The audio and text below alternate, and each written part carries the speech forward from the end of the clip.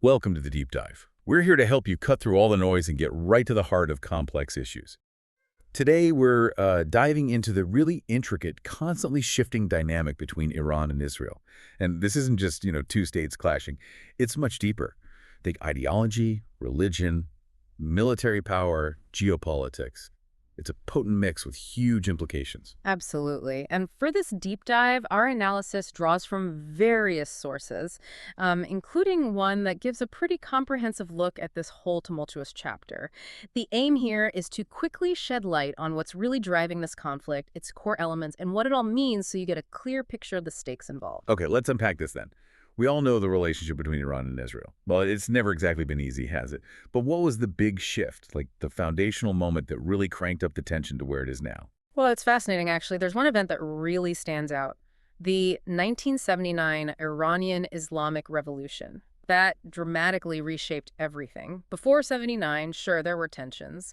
But the revolution fundamentally changed Iran's view of the world, and especially its view of Israel. How so? From that point on, Iran started framing Israel as an illegal occupying state. Yeah. That became central to their ideology, and naturally, Israel's perspective shifted too. They increasingly saw Iran as, well, an existential threat right there in the Middle East. Right, so that revolution really set the stage for decades of animosity.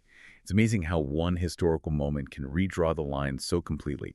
And that leads us, I guess, right into the more recent events. Tensions really seem to peak in late 2024, early 2025. What exactly happened? What lit the fuse this time? Yeah, that period was critical. If you trace it back, the immediate triggers were pretty clear. Israel's military operation against Hamas in Gaza, that was huge. And then the reactions from groups supported by Iran, like Hezbollah and the Houthis. Ah, the proxy element kicking in. Exactly. That just poured fuel on the fire. And we saw direct engagement, too, not just proxies. For instance, Iran directly targeted Israel. They used advanced missiles, things like the Fatah, Hybar Zulfikar, and also those Shahed drones we hear so much about. Serious hardware. And Israel's response. Defensively, they leaned heavily on their air defense systems. Iron Dome, David Sling. They were actively intercepting these incoming threats. Seems they had some success there. So, okay, missiles, drones, defense systems. But you mentioned proxies earlier. It sounds like this isn't just a straightforward conventional war, is it? What makes it different? Are there, unique strategies or types of warfare being used here? That's a really important point. It's far from a conventional fight. Our sources really highlight how multi-layered it is. First off, there's significant cyber warfare, a lot happening behind the scenes digitally. Right, the unseen battlefield. Exactly. Then there's massive use of drone warfare. Both sides are heavily invested in unmanned aerial vehicles for surveillance, for attacks. Drones. What else? Then you have what's often called secondary warfare. That's where the proxy groups come in Hezbollah, Hamas, the Houthis acting on behalf of, or at least aligned with, Iran. So fighting through others. Precisely. And finally, and this is crucial, there's a strong element of psychological influence, using media, narratives, spreading influence and shaping perceptions, especially across the Muslim world. Wow. That's a complex picture. Cyber, drones, proxies, psychological ops. Does that make it harder to manage? Harder to stop? Absolutely. It makes it incredibly difficult. Think about it, the proxy networks, the deniability in cyber attacks. It blurs the lines. It's not like two armies facing off on a clear front. Responsibility gets murky, and stopping it becomes much harder because it can flare up in so many different ways and places, sometimes without direct state-on-state clashes. Okay, so given all that complexity, let's zoom out a bit. What does this all mean for the rest of the world? How are other countries reacting? The global reactions are really diverse, as you might expect. It taps into long-standing alliances and interests. Many Muslim countries, according to the sources, are described as sympathetic towards Iran's position. There's a shared sense of identity, or maybe grievance there. Okay. And the West? Western powers, especially the U.S. and Europe, are generally noted for strongly supporting Israel. That's pretty consistent. No surprises there. What about other major players like Russia or China?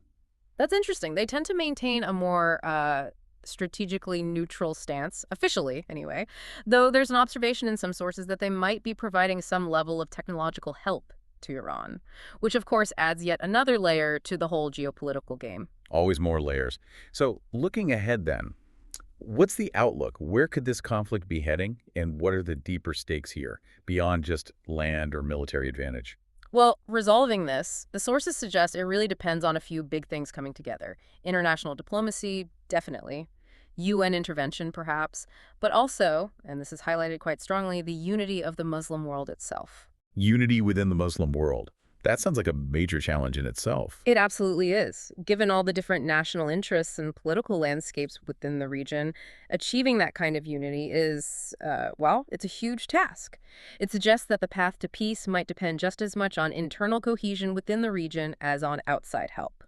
And the sources also frame this conflict as being about much more than territory. From their perspective, it's tied up in ideas of Muslim nations' self-respect, geopolitics, and deeply held beliefs. So ideology and identity are still right at the core. Seems so, according to these perspectives. And again, just to be clear, we're relaying the ideas presented in the material we reviewed, not taking a side or endorsing any specific viewpoint here. Right, understood. So we've peeled back quite a few layers today on the Iran-Israel conflict. We've touched on the history, the recent flare-ups, the unconventional warfare, the global reactions. Hopefully you listening feel like you have a clearer grasp of this really critical and frankly quite dangerous geopolitical situation.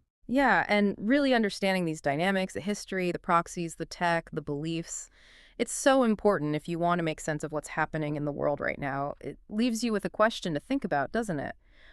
When sources portray a conflict, like this one, as being so deeply entangled with geopolitical goals, but also with national self-respect and core beliefs, how does that fundamentally change